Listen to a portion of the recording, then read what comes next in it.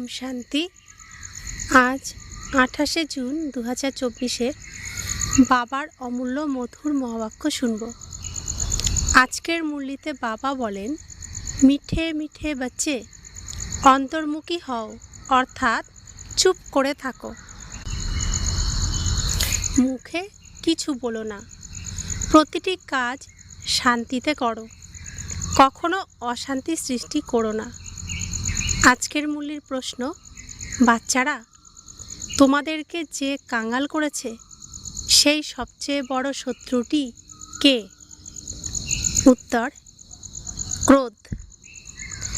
বলা হয়, যেখানে ক্রোধ আছে সেখানে জল ভরা কলসিও শুকিয়ে যায়। ভারতরূপী কলস যে হিরে জহরত দিয়ে ভরা ছিল, সেসব এই ক্রোধরূপী ভূতের জন্য খালি হয়েছে। এই বিকাররূপী ভূতেরাই তোমাদের কাঙ্গাল করেছে। ক্রোধী মানুষ নিজেও পড়ে অন্যদেরও পোড়ায়। তাই এখন এই ভূতকে অন্তর্মুখী হয়ে বাইরে বের করো। ওম শান্তি। বাবা বাচ্চাদের বোঝান, মিষ্টি বাচ্চারা, অন্তর্মুখী হও। অন্তর্মুখী অর্থাৎ কোনো কিছু বলো না, নিজেকে আত্মা নিশ্চয় করে বাবাকে স্মরণ করো। বাবা বসে এই শিক্ষা দেন বাচ্চাদের। অন্য কিছুই বলার নেই এইখানে, শুধু বোঝানো হয় গৃহস্থে এমনভাবে থাকতে হবে। এই হলো মন মনা ভব। বাবা যে 100 বছর ধরে সঙ্গম যুগে পড়াশোনা করান, কাদেরকে পড়াশোনা করান? গৃহস্থীদেরকে পড়াশোনা করান।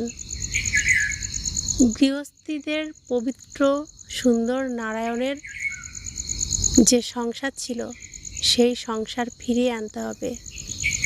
তো গৃহস্থীদের জন্যই, গৃহস্থে যে মাতারা রয়েছে তাদের জন্যই বাবা এই পৃথিবীতে আসেন।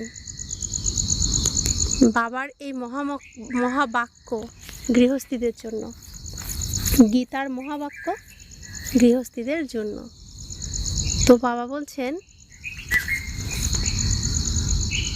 আমাকে স্মরণ করো। এটি হলো প্রথম মুখ্য পয়েন্ট। বাচ্চারা, তোমাদের ঘরে কখনো ক্রোধ করা উচিত নয়।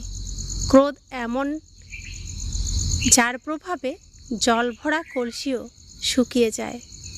ক্রোধযুক্ত মানুষ অশান্তি সৃষ্টি করে।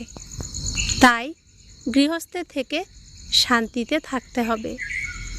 খাবার খাও আর নিজের কাজে, ব্যবসা অথবা অফিস ইত্যাদিতে চলে যাও।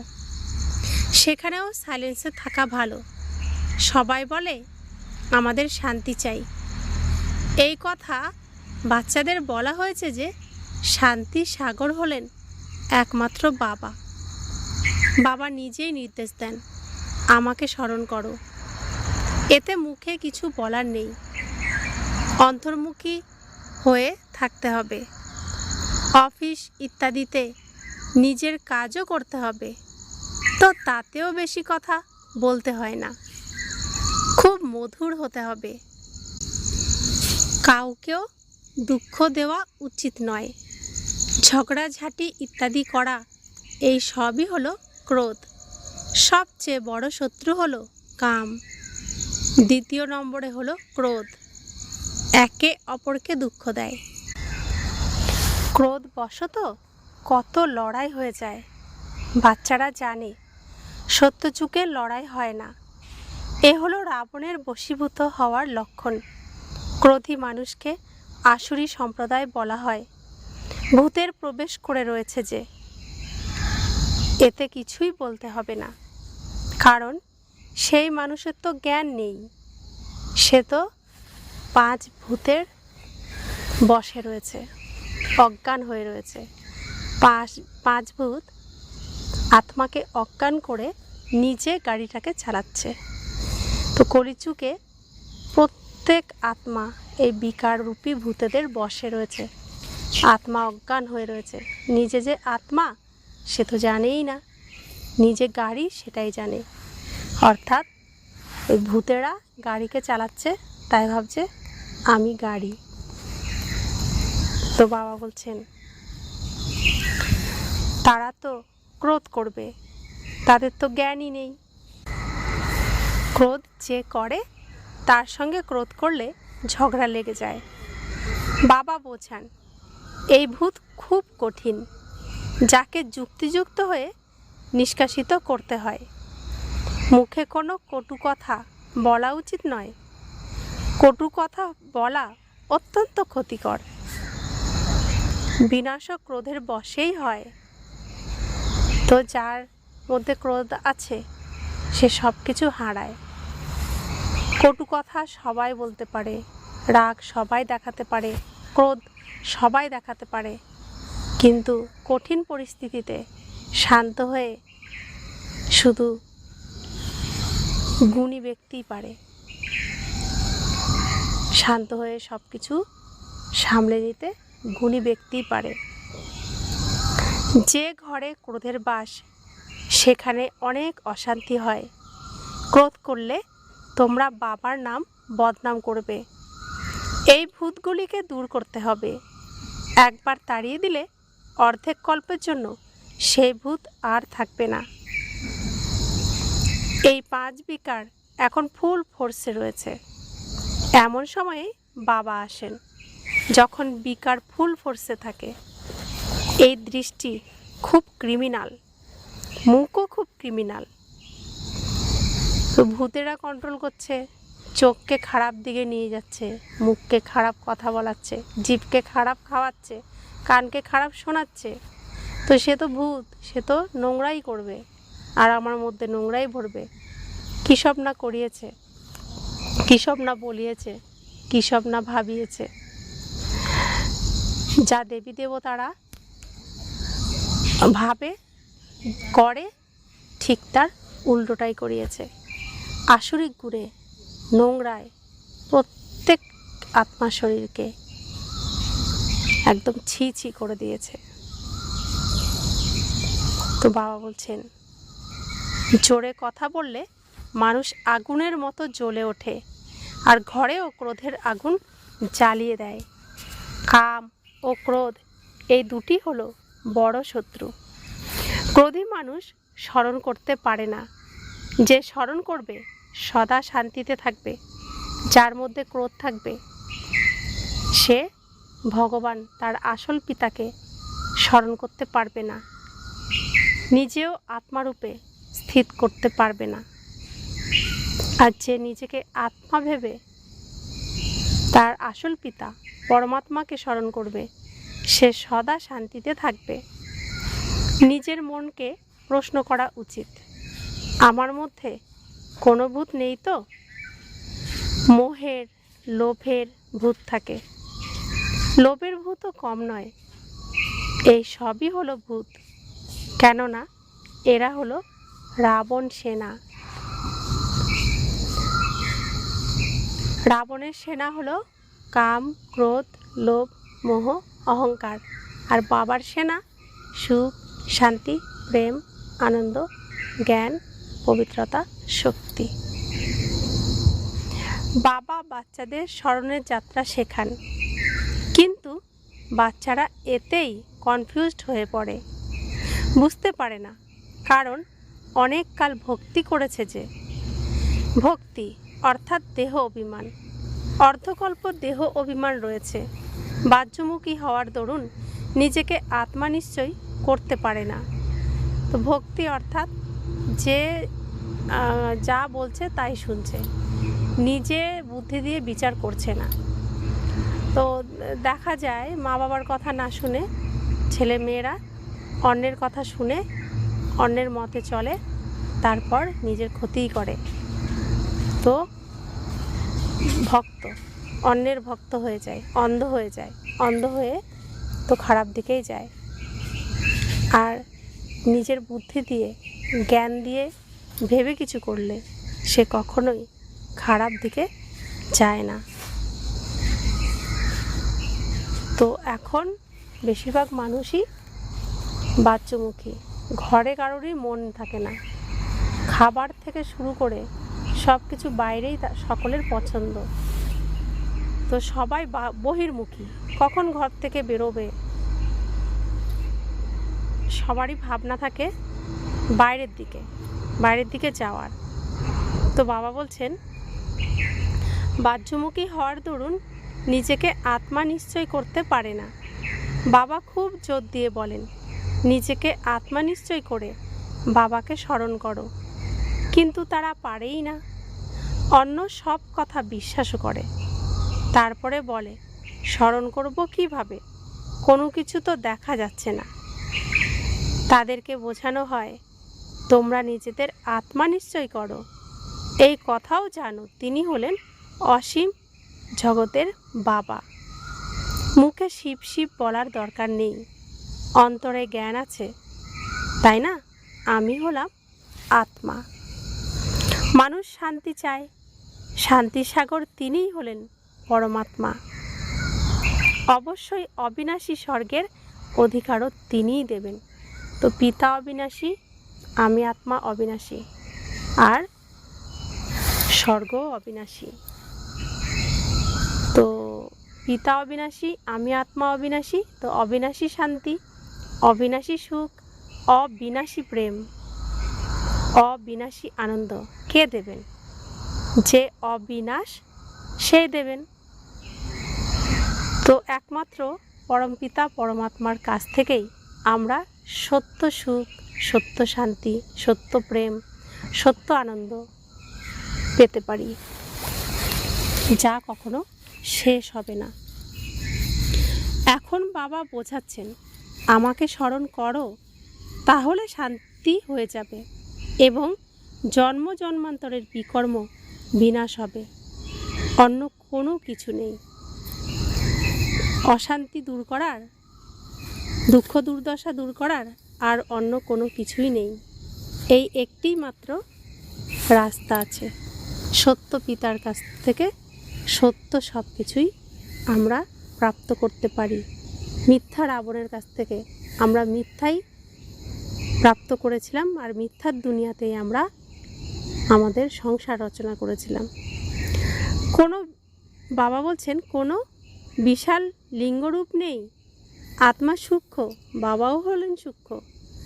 তাই বাবা বাচ্চাদেরকে বলেন, মন মনা ভব, মিষ্টি মিষ্টি বাচ্চারা অন্তর্মুখী হয়ে থাকো। এই যা কিছু চোখে দেখছো সব শেষ হয়ে যাবে, কিন্তু আত্মা শান্তিতে বাস করে। আত্মাকে শান্তিধামে যেতে হবে। যতক্ষণ আত্মা পবিত্র না হয় ততক্ষণ শান্তিধামে যেতে পারে না। তো আত্মা যেরকম এসেছিল সেরকমই ফিরে যেতে হবে। তাই দেখুন, ছোট শিশু পৃথিবীতে আসে শুদ্ধ পবিত্র, আবার যখন যাওয়ার সময় হয় বৃদ্ধাবস্থায়, সেই বৃদ্ধাবস্থায় গিয়ে আবার শিশুর মতো আচরণ করে, অর্থাৎ যেমন এসেছিল তেমনই ফিরে যায়। ঋষিমুনিরা বলে, শান্তি কিভাবে প্রাপ্ত হবে? বাবা তো সহজ যুক্তি বলে দেন, কিন্তু বাচ্চাদের মধ্যে অনেকেই আছে যারা শান্তিতে বাস করে না। বাবা জানেন, ঘর সংসারে থাকে, একদম শান্ত হয়ে থাকে না। কিছুক্ষণের জন্য সেন্টারে যায়, মন শান্ত করে বাবাকে স্মরণ করবে, তা করে না। সারা দিন বাড়িতে হাঙ্গামা করতে থাকে, তো সেন্টারে এসে শান্তিতে থাকতে পারে না। কারো দৈহিক আকর্ষণে আকৃষ্ট হয়ে প্রেম হয়ে গেলে তো কখনো শান্তি হতে পারে না, শুধু তারই কথা স্মরণে আসবে। বাবা বোঝান, মানুষের মধ্যে রয়েছে 5টি ভূত। বলা হয় এর মধ্যে ভূত প্রবেশ করেছে, এই ভূতগুলি তোমাদের কাঙ্গাল করেছে। সে তো হলো এক প্রকারের ভূতের প্রবেশ। বাবা বলেন, এই 5টি বিকার রূপী ভূত সকলের মধ্যেই প্রবিষ্ট হয়ে রয়েছে।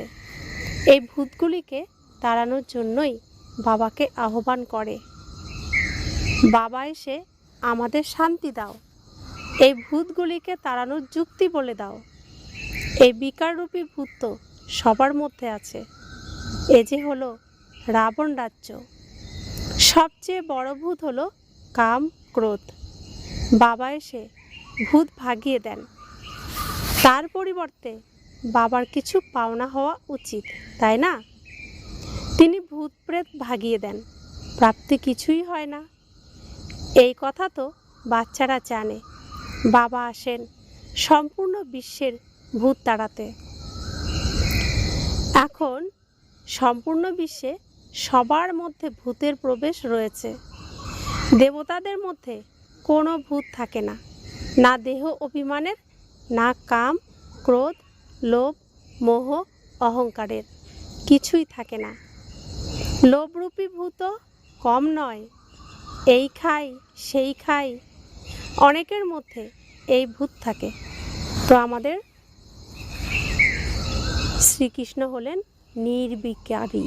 তিনি সম্পূর্ণ নির্বিকারী, তার মধ্যে এতটুকু বিকার নেই।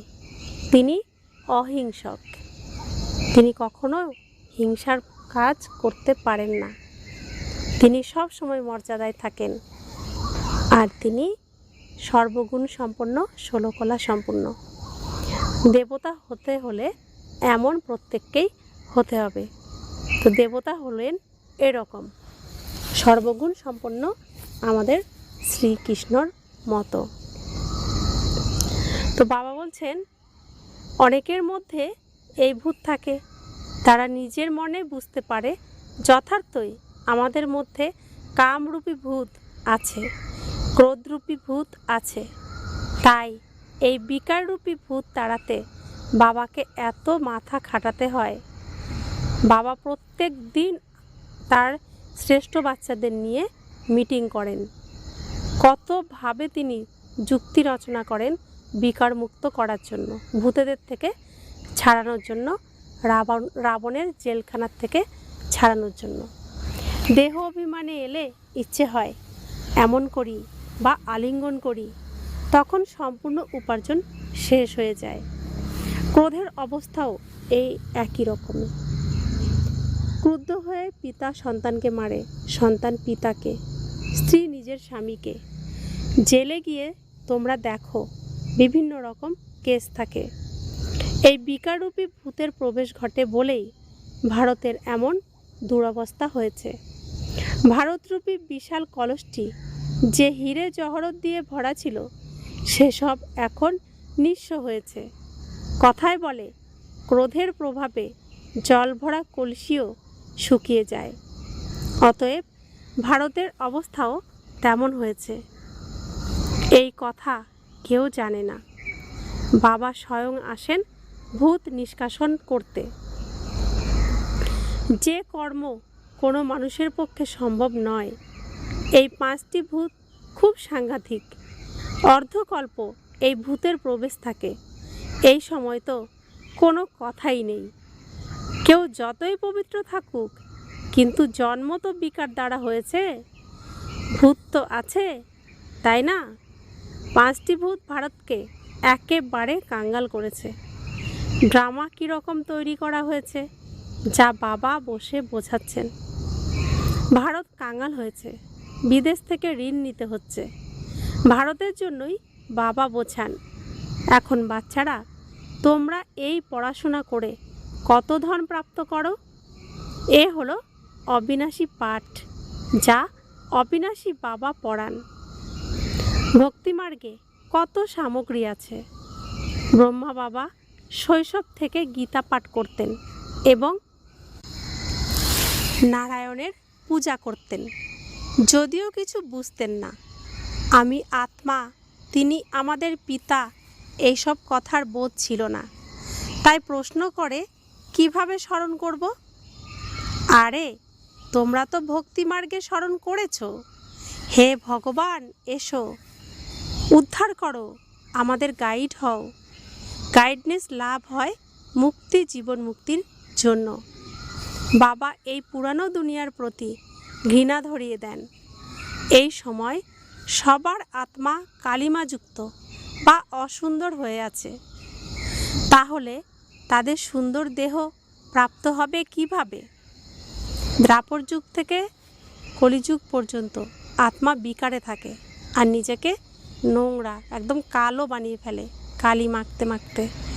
তাই তো কৃষ্ণকে বলা হয় শ্যাম, অর্থাৎ কৃষ্ণের অন্তিম জন্ম একদম সব বিকারে পরিপূর্ণ।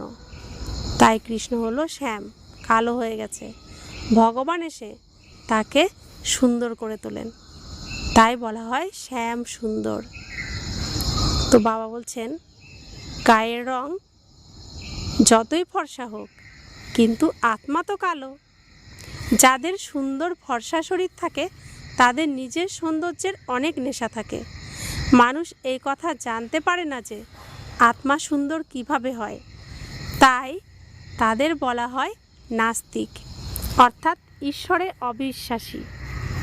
যারা নিজের পিতা, রচয়িতা এবং রচনার কথা জানে না তারা হলো ঈশ্বরে অবিশ্বাসী। যারা জানে তারা হলো ঈশ্বরে বিশ্বাসী।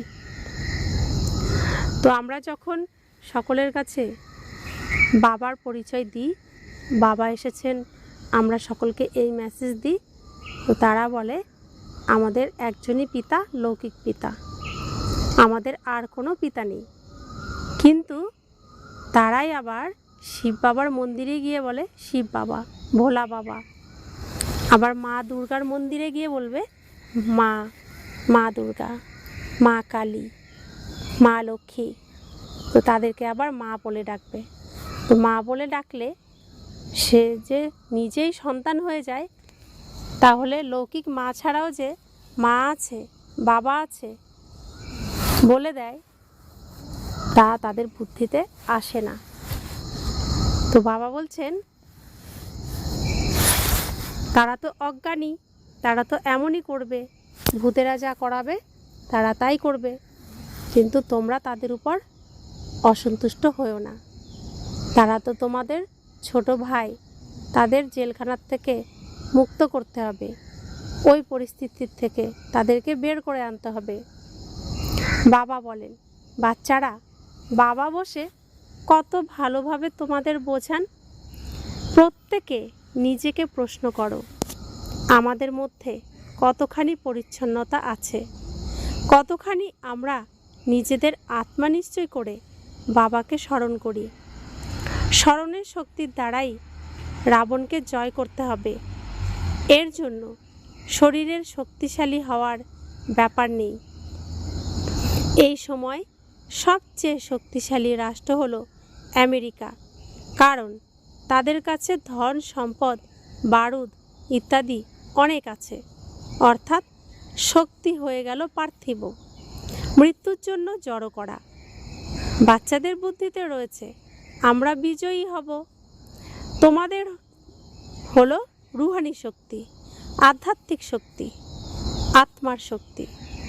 তোমরা জয় লাভ করো রাবণের উপরে, যার দ্বারা তোমরা বিশ্বের মালিক হও। আমরা সমস্ত বিকারগুলিকে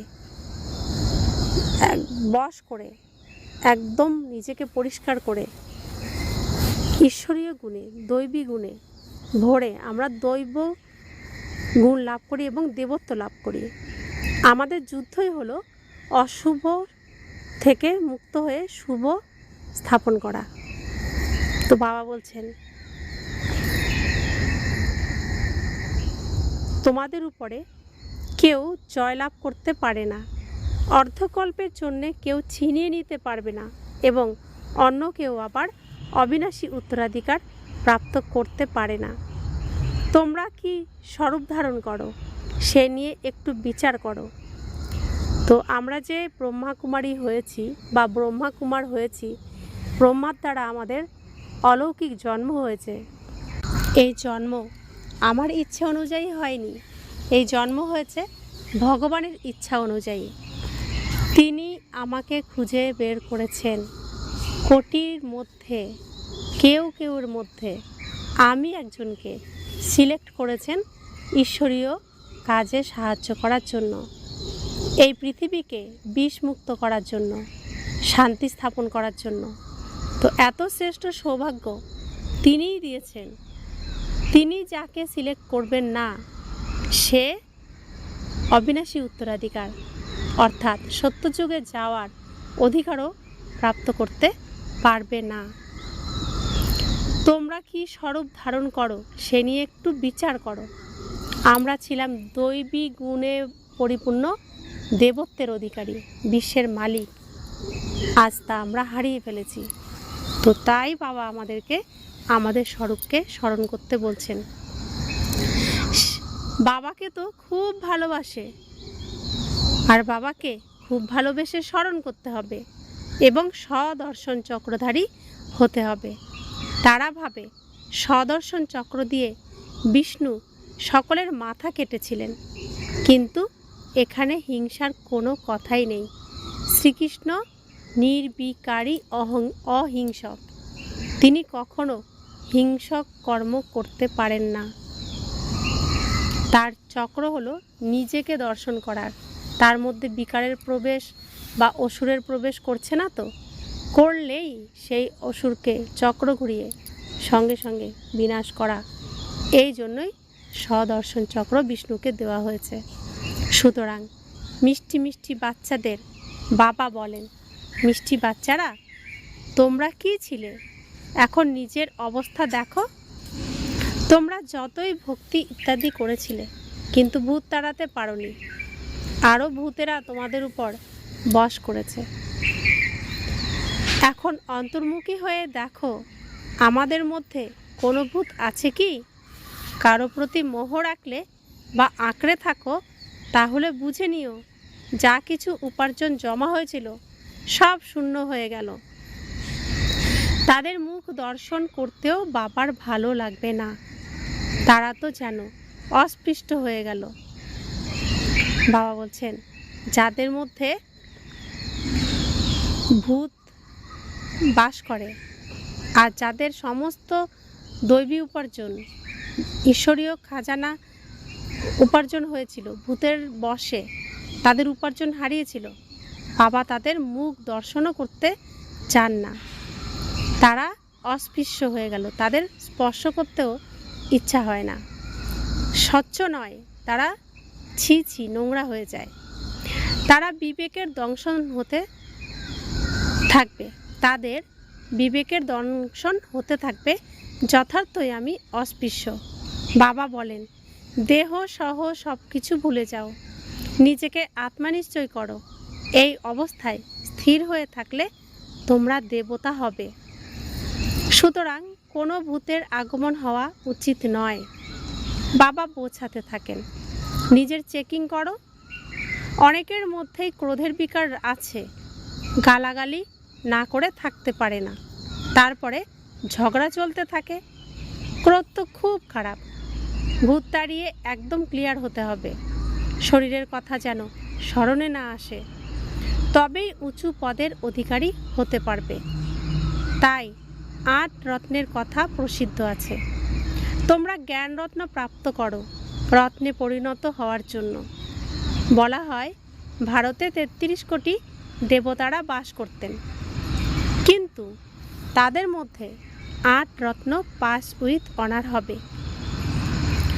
33 কোটি দেবতার মধ্যে 8 জন শুধুমাত্র স্কলারশিপ নিয়ে পাশ করবেন, যাদেরকে অষ্টবসু বা শ্রীকৃষ্ণের রাধার অষ্টসখী বলা হয়। তাহলেই পুরস্কার দেওয়া হবে। তো যারা এই 8 রত্ন যারা স্কলারশিপ পাবে, তাদেরই পুরস্কার দেওয়া হবে, যেরকম স্কলারশিপ প্রদান করা হয়। তোমরা জানো লক্ষ্য খুব কঠিন, চলতে চলতে পড়ে যায়, ভূতের প্রবেশ ঘটে, স্বর্গে বিকার থাকে না। অর্থাৎ সামান্যতম বিকার যদি থাকে কারো মধ্যে, সে সত্যযুগে বা ত্রেতা যুগে যাওয়ার পারমিশন পাবে না, অধিকার পাবে না। তাদের ওই গেট থেকে বাইরে চলে আসতে হবে। পৃথিবীতে এখন কত আত্মা আছে, আর সেই এত কোটি আত্মার মধ্যে মাত্র 33 কোটি সত্যযুগ ত্রেতা যুগে যাবে। আবার 33 কোটির মধ্যে 9 লাখ শুধুমাত্র সত্যযুগে যাবে। 9 লাখের মধ্যে 16,000 জন রাজা হবেন। 16,000 জনের মধ্যে 108 জন মহারাজা হবেন। 108 জনের মধ্যে আবার শুধু 8 জন কৃষ্ণের দরবারে কৃষ্ণের সাথে থাকবেন, তারা শ্রেষ্ঠ মহারাজা হবেন। তো এখানে কতটা যুদ্ধ? তো বাবা বলছেন এতটুকু অংশ যদি বিকারের থাকে তবে এই সত্যযুগ ত্রেতা যুগে যাওয়ার পারমিশন সে পাবে না। তো বাবা বলছেন বাচ্চারা, তোমাদের বুদ্ধিতে সম্পূর্ণ ড্রামার চক্র আবর্তিত হওয়া উচিত। তোমরা জানো 5000 বছরে কত মাস, কত ঘন্টা, কত সেকেন্ড হয়, কেউ হিসেব করলে বের হতে পারে। তারপরে এই বৃক্ষের যে চিত্রটি আছে তাতেও লিখে দেবে যে কল্প হলো এত মাস, এত দিন, এত ঘন্টা, এত সেকেন্ড। মানুষ বলবে এরা তো একেবারে সঠিক বলে দেয়, 84 জন্মের হিসেব বলে দেয়, তাহলে কল্পের আয়ু কেন বলবে না? বাচ্চাদেরকে মুখ্য কথা তো বলা হয়েছে যে যেমন করে হোক ভূত তাড়াতে হবে। এই বিকাররূপী ভূতগুলি তোমাদের সম্পূর্ণ সর্বনাশ করেছে। সব মানুষ মাত্রেই ভূত অবশ্যই আছে, তাদের হয়েই থাকে, ভ্রষ্টাচারের দ্বারা জন্ম। তো ভূত তো থাকবেই। স্বর্গে ভ্রষ্টাচার হয় না, রাবণই নেই, স্বর্গে রাবণের প্রবেশের অধিকার নেই। ওই যে অংশমাত্র যদি বিকার থাকে সে যেতে পারবে না সত্যযুগ ত্রেতা যুগে, তো সেখানে রাবণের প্রবেশের অধিকার নেই। রাবণ কে তার কথাও কেউ বোঝে না। তোমরা রাবণের উপরে জয়লাভ করো, পরে রাবণের অস্তিত্ব থাকবে না। এখন পুরুষার্থ করো, বাবা এসেছেন, তাই বাবার কাছে স্বর্গের অবিনাশী অধিকার অবশ্যই প্রাপ্ত হওয়া উচিত। তোমরা কতবার দেবতায় পরিণত হও, কতবার অসুরে পরিণত হও, তার হিসেব করতে পারবে না। তো এই চক্র চলতেই থাকে। সত্যযুগ ত্রেতা যুগে আমরাই দেবী দেবতা থাকি, আমাদের সুখের সংসার থাকে, আর খুব শ্রেষ্ঠ রাজত্ব থাকে, সমৃদ্ধ রাজত্ব থাকে। আমরা সেই রাজত্ব হারিয়ে ফেলি, আমরা অতি সাধারণ কাঙাল হয়ে পড়ি। আবার ভগবান এসে আমাদেরকে রাজ্য ফিরিয়ে পাওয়ার মতো যোগ্য করে তোলেন। তো সিনেমা তারপর শেষ হয়। তো এভাবেই সিনেমা চলতে থাকে। এই সিনেমার শেষ হয় না, একবার শেষ হয় আবার শুরু হয়, তো আবর্তিত হতেই থাকে। তো বাবা বলছেন তোমরা অসংখ্য বার হয়েছো হয়তো। আচ্ছা, বাচ্চারা শান্তিতে থাকলে কখনো ক্রোধ আসবে না। বাবা যে শিক্ষাগুলি দেন সেই অনুযায়ী চলা উচিত। আচ্ছা, ভগবান এসে আমাদের কি শিক্ষা দেন? অসুর থেকে দেবতা হওয়ার শিক্ষা দেন, দুঃখ কষ্ট থেকে সুখ শান্তি প্রাপ্ত করার শিক্ষা দেন। अच्छा, मीठे मीठे सिखिले दे बच्चों प्रति माता पिता बाप दादा का याद प्यार और गुड मॉर्निंग। रूहानी बाप की रूहानी बच्चों को नमस्ते। हम रूहानी बच्चों की रूहानी माता पिता बाप दादा को याद प्यार गुड मॉर्निंग और नमस्ते नमस्ते नमस्ते। शुक्रिया बाबा, शुक्रिया बाबा, शुक्रिया। धारणार জন্য মুখ্য সার। 1, নিজেকে নিজে জিজ্ঞাসা করতে হবে, আমার মধ্যে কোনো ভূত নেই তো? দৃষ্টি ক্রিমিনাল হয় না তো?